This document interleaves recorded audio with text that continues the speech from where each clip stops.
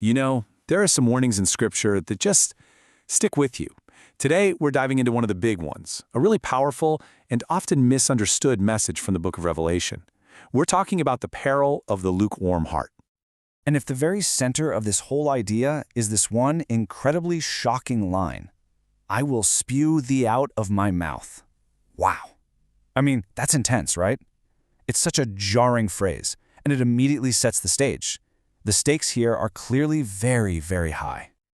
So that naturally leads us to the big question, the real mystery we're trying to unpack. What does it actually mean to be lukewarm? And why on earth is it rejected so forcefully? You'd think being cold would be worse, but is it? Let's find out. All right, to really get to the bottom of this, we have to become language detectives for a minute. We've got to decode what's being said here. Because, our modern ideas of hot and cold don't quite line up with the original meaning. So let's peel back the layers and see what these words really signify. Okay, first up, let's tackle the main problem, being lukewarm.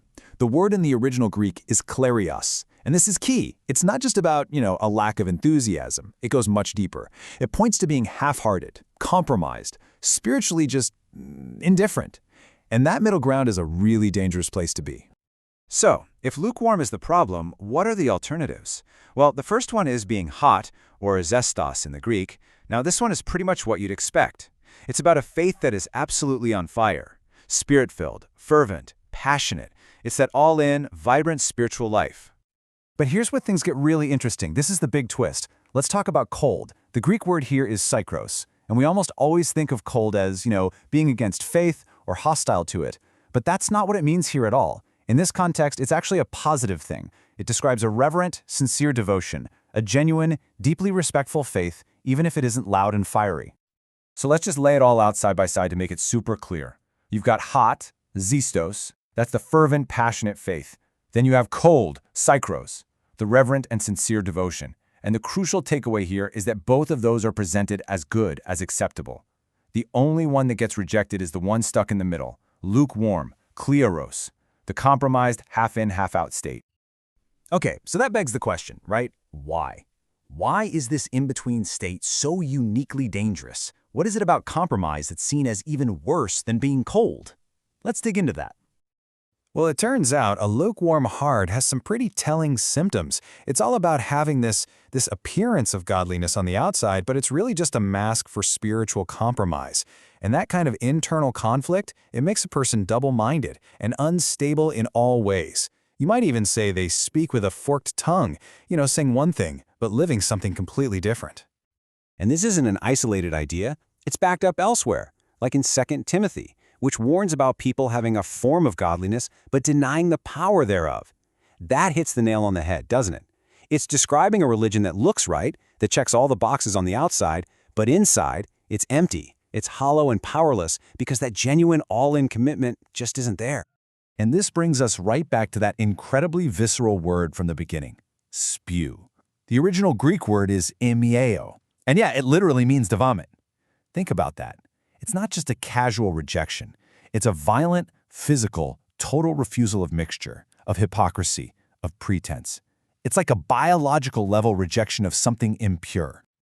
So when you boil it all down, here's the bottom line. Lukewarm faith gets rejected because it's basically a partnership with hypocrisy. It's trying to have it both ways, trying to mix real faith with things that just aren't.